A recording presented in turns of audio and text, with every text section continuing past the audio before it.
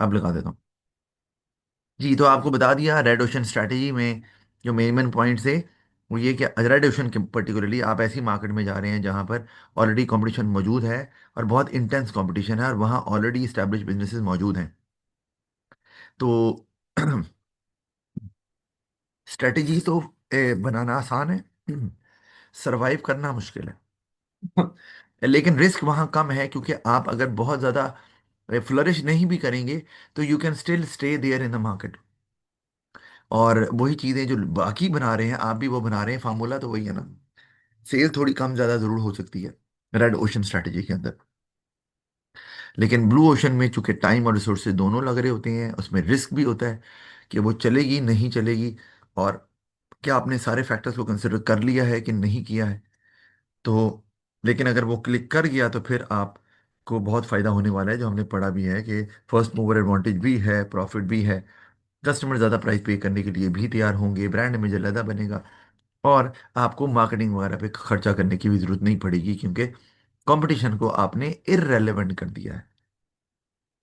तो इसलिए अब आपको कोई टेंशन नहीं है as long as that blue ocean strategy works, और कोई कंपेटिटर नहीं आता। क्योंकि ब्लू ओशन तो आप बनाएंगे तब जबकि आप काफ़ी अर्से तक आप बगैर कंपटीशन के सरवाइव कर सकें। अदरवाइज फौरी तौर पे कोई कंपेटिटर आ गया मार्केट में आपसे बेहतर बनाना शुरू कर दिया तो इसका मतलब है आपने सारे फैक्टर्स को कंसिडर नहीं किया था। अच्छा, आगे चलते हैं हम सिनेरियो प्लानिंग के ऊपर। और ये अब ऑलमोस्ट ये भी जो टॉपिक है हमारा वो खत्म ही आपके सामने है, तो जल्दी से इसको देख लेते हैं अब। और फिर अगला जो हमारा चैप्टर है चॉइस वाला, वो भी इंशाल्लाह ताला हम कल इसको देखते हैं। चॉइस वाला चैप्टर छोटा ही है, बस उसमें न्यूमेरिकल है, वो हम जरूर देखेंगे, और फिर इम्प्लीमेंटेशन भी थ्योरी का ही चैप्टर है। अच्छा, सिनेरियो प्लानिंग का मतलब है, अब आपको पता है प्लान तो हम करते हैं, प्लानिंग होती है फ्यूचर की, लेकिन सिनेरियो प्लानिंग क्या है कि आप फ्यूचर में पहले से सिनेरियो बना लेते हैं, नंबर ऑफ सिनेरियोज। अगर ये हो गया तो हम क्या करेंगे, ये हो गया तो क्या करेंगे, क्योंकि फ्यूचर अनसर्टन होता है। आपने उन अनसर्टन और अनप्रडिक्टेबल भी होता है, तो आपने इसलिए वो डिफरेंट सिनेरियोज क्रिएट कर लेने हैं। इसका ऑपोजिट हम अगर बोलेंगे ये तो ये एक किस्म की फ्लेक्सिबल प्लानिंग हो गई। एक फिक्स प्लानिंग है वो फिर बैकफायर कर सकती है, क्योंकि अगर सिनेरियो चेंज हो गया तो आपकी वो सारी प्लानिंग धरी की धरी रह जाएगी, आपके किसी काम की नहीं।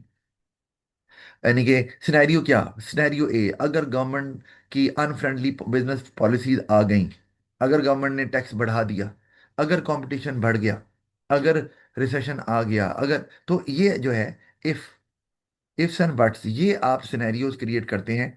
लेकिन ऑब्वियसली इसमें भी आपको बहुत क्लोजली देखना पड़ेगा और फोरसी करना पड़ेगा फ्यूचर को भी। मार्केट से फेमिलियर होना आपका ज़रूरी है ताकि आप एवरी सिंगल फैक्टर, ये वही बात आ गई सिनेरियो प्लानिंग, क्योंकि ये भी एक स्ट्रेटेजिक एनालिसिस की टेक्निक है, जैसे कि रेड ओशन और ब्लू ओशन थी। तो रेड ओशन और ब्लू ओशन में भी आप एक्सटर्नल फैक्टर्स को ही कंसिडर कर रहे हैं, और यहाँ पर भी आप एक्सटर्नल फैक्टर्स को देख रहे हैं, जो कि एनवायरनमेंट में मौजूद है, और उसके हिसाब से प्लानिंग कर रहे हैं। और लेकिन ये कि अगर आपने कितने प्लानिंग, कितने सिनेरियोज बनाने हैं, बहुत ज़्यादा भी नहीं होने चाहिए, वरना वो सिनेरियोज भी बना देंगे जो अकर ही नहीं होने, तो वो तो सारा टाइम तो आपने वहाँ लगा दिया। तो फिर आपने वो जो प्लानिंग कर रहे हैं उसको कब आपने इम्प्लीमेंट करना है। तो सिनेरियोज बनाने हैं जो आपको लगता है कि क्लोजली लिंक्ड हैं, और जो जो अकर हो भी सकते हैं, इवन आपके रिमोट चांसेस भी हों, ठीक है। लेकिन अगर आप बहुत ज़्यादा बना लेंगे तो फिर तो आप उन सिनेरियोज को देखते रहेंगे, अच्छा ये होगा तो ये करेंगे, तो फिर एक्चुअली जो आपने प्लान इम्प्लीमेंट करना था तो वो कहीं पीछे रह जाएगा, उस पर उससे फोकस हट जाएगा।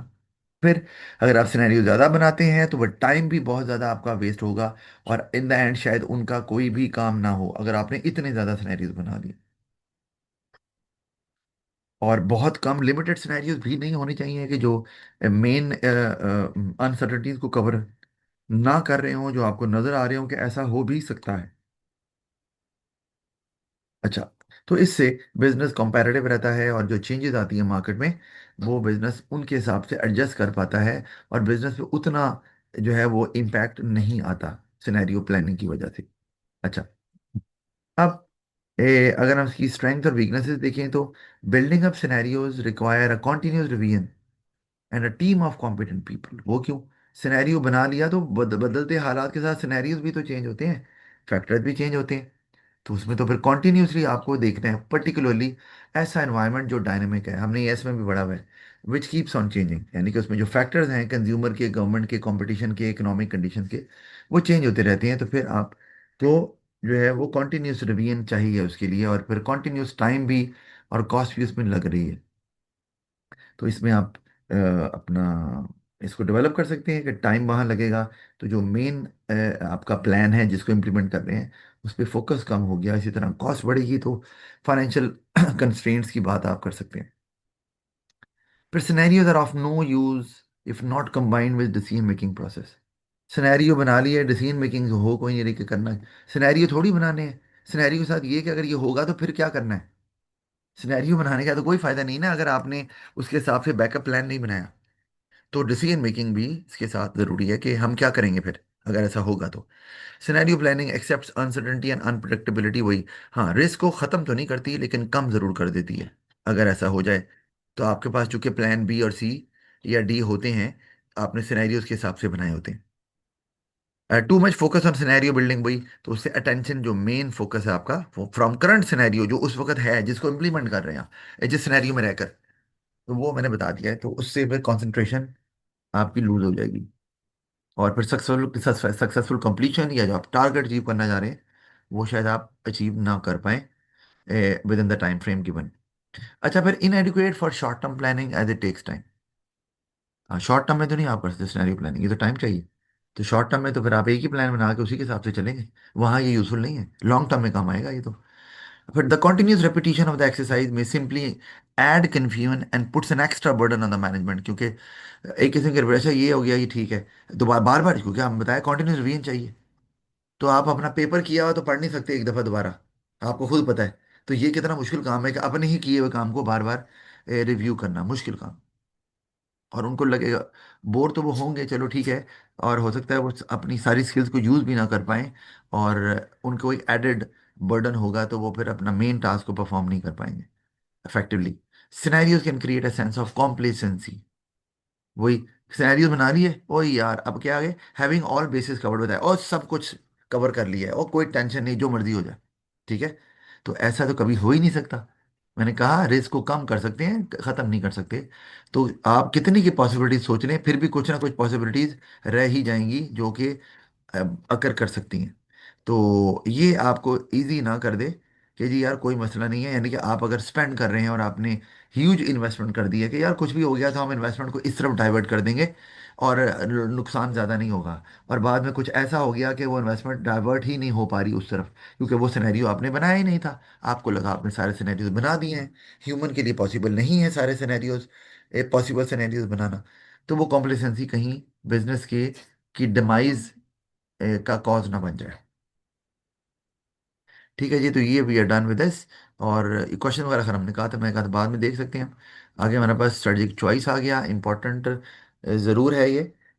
और कैलकुलेशन तो वैसे P4 में नहीं आनी, लेकिन बताया आपको कि बनी बनाई तो दे सकते हैं ना वो डायग्राम वगैरह, पर हम तो कैलकुलेशन भी देख लेंगे, क्योंकि हो सकता है कि आपको वो उसको यूज़ कैलकुलेशन करके कुछ बताना पड़ जाए बिजनेस को क्वेश्चन में। एनीवे, इसको कल देखते हैं। और अब ये स्ट्रेटेजिक चॉइस ज़्यादा बड़ा चैप्टर है नहीं, क्योंकि इसके अंदर हमने मेनली जो चीज़ पढ़नी है, एक आधे कॉन्सेप्ट के अलावा, ये सिर्फ डिसीजन ट्री, ठीक है, और उसके बाद ये ख़त्म हो जाएगा। और फिर स्ट्रेटेजिक इम्प्लीमेंटेशन है, ये भी छोटा सा ही चैप्टर है इन नोट्स के मुताबिक, तो इसको भी हम कवर कर लेंगे इंशाल्लाह ताला कल की दोनों क्लासेस के अंदर। आज के लिए इतना ही।